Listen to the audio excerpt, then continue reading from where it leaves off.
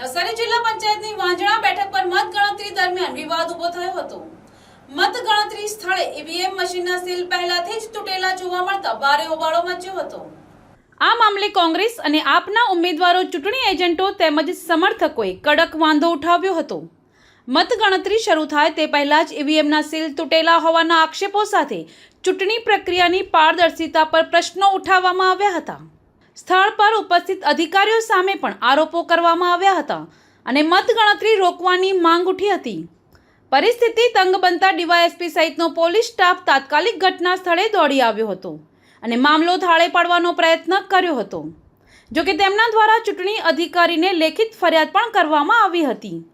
ત્યારે પ્રશ્ન એ ઉપસ્થિત થાય છે કે ચૂંટણી એજન્ટોની રૂબરૂમાં મારવામાં આવેલ સીલ મતગણતરી પહેલા કેવી રીતે તૂટી જાય તે પણ એક પ્રશ્ન ઊભો થાય છે। ત્યારે ચૂંટણી અધિકારી આ લેખિત અરજીને ધ્યાને લઈ કેવી કાર્યવાહી હાથ ધરે છે તે જોવું રહ્યું। હેમાંગીની વાંધણા જિલ્લા પંચાયત હેમાંગીની પટેલ ઉમેદવાર। અમે મતગણતરીમાં ગયા, ત્યાં જોયું, અમને સાઈન કરાવી ને પછી એનો પેટીઓ ખોલી તો પેટીઓમાં સીલ લાગેલા નહીં હતા, તૂટેલા હતા। તો અમે રજૂઆત કરી એમને, ચાસા 1 અને 2 3 સીલો તૂટેલા જ હતા ઓલરેડી।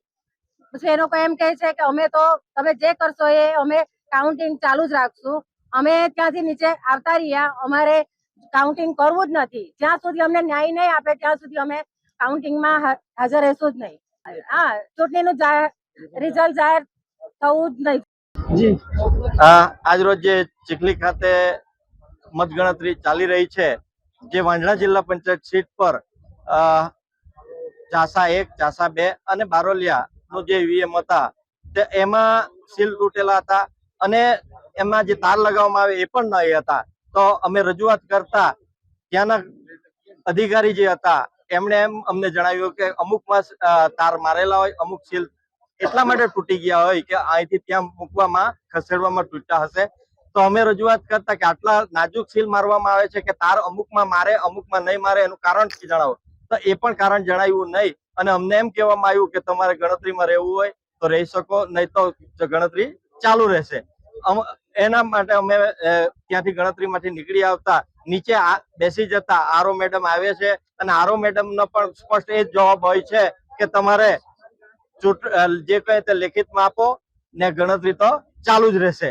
તો આવી જ રીતે જો ચૂંટણી થવાની હોય તો હવે ચૂંટણી પ્રક્રિયા કરવાની કોઈ જરૂર લાગતી નથી। પોતે જ જીત મેળવી લેવી જોઈએ અને આ લોકોને હેરાનગતિ થાય, કેમ કે ભરોસો જેવું કઈ રહ્યું નથી ચૂંટણીમાં। એટલા માટે અમે આ નીચે આવી ગયા છે।